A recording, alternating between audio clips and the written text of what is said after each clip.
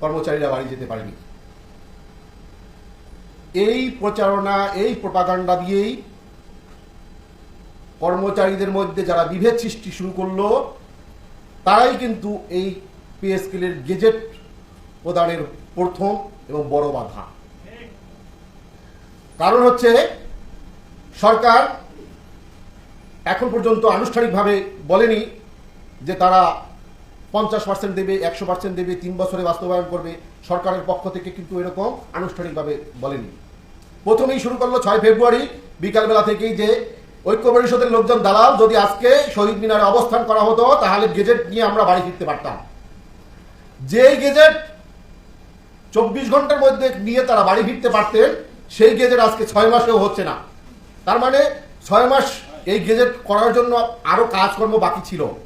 না হলে ওই দিনের গেজেট হয় না, একদিনের মধ্যে গেজেট করা সম্ভব না।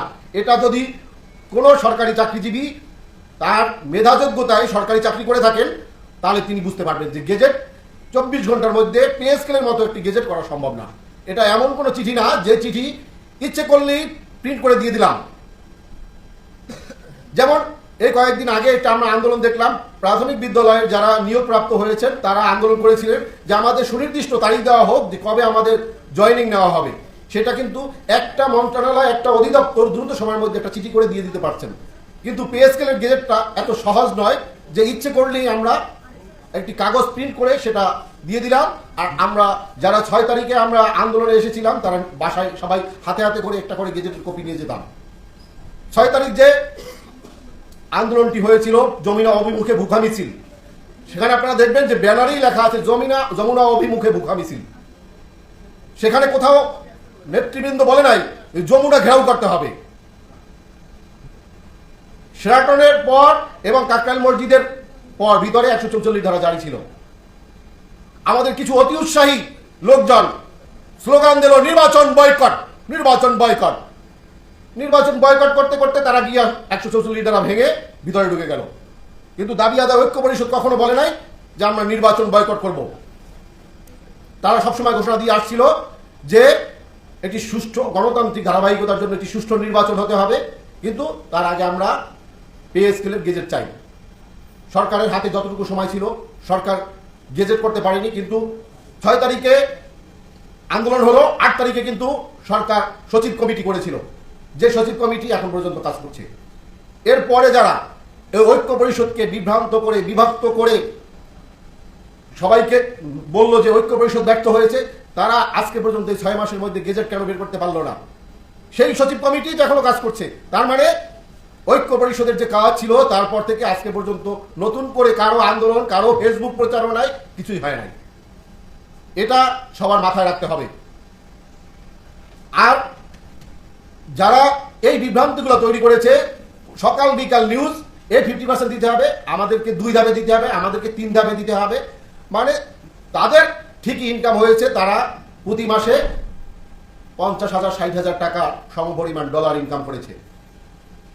আর আপনাদেরকে বলেছে শেয়ার করেন, লাইক করেন, কমেন্টস করেন। আপনারা পে স্কেল চাইলে এটা করতে হবে। কিন্তু আপনারা শেয়ার, কমেন্টস, লাইক করে এখন পর্যন্ত কি পেয়েছেন? কিন্তু তারা ডলার পেয়েছে। একটি সরকার এসেছে, আমরা হুট করেই সেই সরকারের 100 দিন থাকে মধু চন্দ্রিমার সময় সরকারের, এটা সর্বজন বিদিত। সেই 100 দিনের মধ্যে কোনো আন্দোলন সংগ্রাম কেউই করে না। এটা সরকারকে সম্মান প্রদর্শন করে নতুন একটা সরকার এসেছে এবং গণতান্ত্রিকভাবে নির্বাচনের মাধ্যমে সংখ্যাগরিষ্ঠ হয়ে তারা সরকারে এসেছে। তাদের বিরুদ্ধে 100 দিনের মধ্যে আন্দোলন সংগ্রাম গড়ে তোলার মতো কোনো পরিবেশ বাংলাদেশে তৈরি হয়নি। আমরাও তাদেরকে সময় দিয়েছি। এর মধ্যে বাজেট হয়েছে, বাজেটে পে স্কেলের জন্য অর্থমন্ত্রী ঘোষণা দিয়েছেন। অর্থমন্ত্রী যখন বাজেট ঘোষণা দেয় তার আগে সেটা মন্ত্রী পরিষদে পাশ হয়ে তারপরে বাজেট ঘোষণা দেন এবং পরবর্তীতে আলাপ আলোচনার পরে সংসদে সেই বাজেট পাশ হয়। কিন্তু মন্ত্রী পরিষদে আগেই সেটা পাশ হয়ে যায়। তার মানে গেজেটে পে স্কেলের জন্য যে বরাদ্দ আছে এবং অর্থমন্ত্রী যে বাজেট বক্তৃতায় যে কথা বলেছেন সেটা মন্ত্রী পরিষদ কর্তৃক অনুমোদিত, প্রধানমন্ত্রী কর্তৃক অনুমোদিত। যে কোনো কারণেই হোক পে স্কেলের গেজেট প্রকাশে দেরি হচ্ছে। আমরা সরকারকে 6 মাস সময় দিয়েছি, আমরা আর সরকারকে সময় দিতে চাই না। আমরা চাই অতি দ্রুত সময়ের মধ্যে পে স্কেলের গেজেট প্রকাশ করা হোক। অনেক সময় আপনাদেরকে দেওয়া হয়েছে, আমরা ধৈর্য ধরে অপেক্ষা করেছি। আমরা 6 তারিখে যে আন্দোলন হয়েছিল সেখানে আমাদের জীবন বাজি রেখে আমরা আন্দোলনে নেমেছিলাম। আমরা রক্ত ঝরিয়েছি, আমাদের চাকরির পরোয়া করি নাই, আমরা যমুনা অভিমুখে ছুটে গিয়েছি। আমরা চাই না আর একবার প্রধানমন্ত্রীর কার্যালয় অভিমুখে আমাদের ছুটে যাওয়া লাগুক।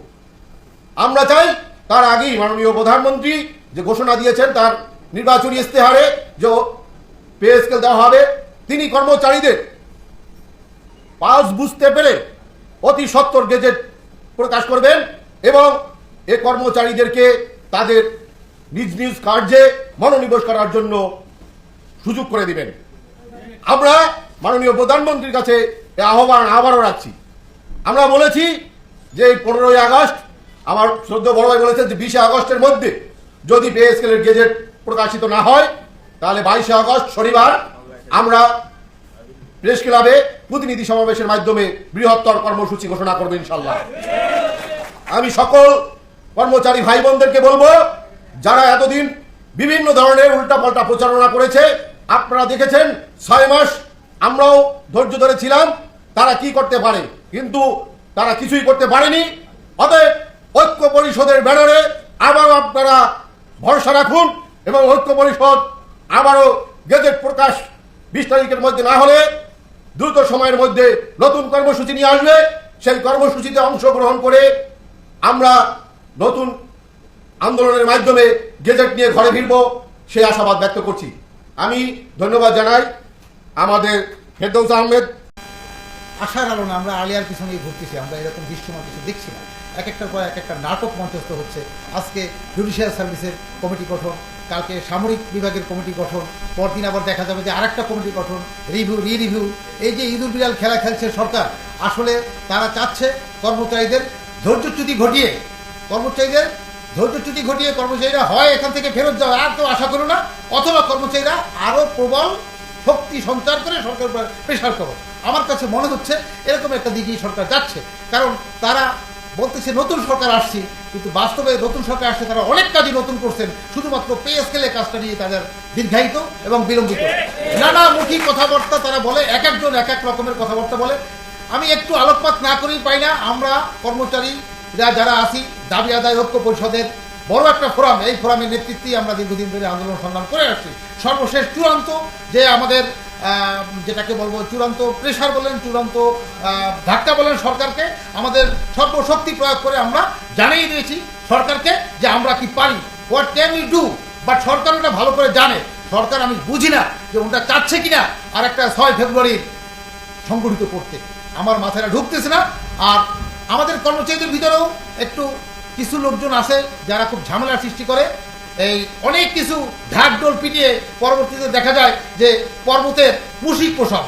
গতকালকে দেখলাম একটা সম্মেলন দেশব্যাপী সারা দেশব্যাপী প্রচার করা হয়েছে, একজন মাননীয় প্রতিমন্ত্রী মহোদয় সেখানে আসছেন, উনি এসে গতানুগতিক কথাই বলে গেলেন, বরঞ্চ কর্মচারীদের কথা না বলে উনি বললেন ওনার কথা।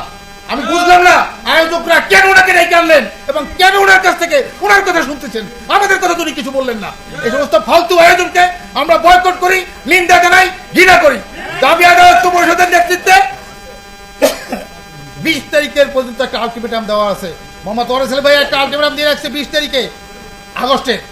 যদি 20 তারিখের ভিতরে সরকারের কোনো শুভবুদ্ধি উদয় না হয় তাহলে কর্মচারীরা কোথায় কিভাবে কি করবে এই নিয়ন্ত্রণ নেতৃত্বের কাছে নাও থাকতে পারে, নেতৃবৃন্দের কাছে। কর্মচারীরা বিক্ষুব্ধ হয়ে যা কিছু করবে এই দায়ভার সরকার নিতে হবে। আপনারা বলতেছেন 1 জুলাই থেকে বকেয়া ভাতা দিব, বকেয়া টাকা দিব, এখন দিলে আপনাদের সমস্যাটা কি? পরে যখন দেখবেন যে সরকারি কর্মচারীরা এক একজনের এরিয়া পাইতেছে, অমুক পাইতেছে, তখন আর বলবে যে না দেখা যাচ্ছে উসিলা দিয়া যে না এই বকেয়া সারা পরিশোধ করবো। এই সমস্ত ধুমফুন তালবাহানা এই সমস্ত চলবে না। সর্বোপরি একটা জিনিস বলবো, আমাদের কর্মচারী ভাইরা অন্য কোনো ভুইভোর সংগঠন, অন্য কোনো মূলার পিছে আপনারা ঘুরবেন না। আপনারা সবাই দাবি আদায় ঐক্য পরিষদের নেতৃত্বে ঐক্যবদ্ধ থাকবেন। আমরা ইনশাল্লাহ এই মাসের ভিতরেই পে স্কেলের প্রজ্ঞাপন আদায় করে ছাড়বো, নতুবা বাংলাদেশে আবার অন্য কিছু ঘটবে। ধন্যবাদ সকলকে।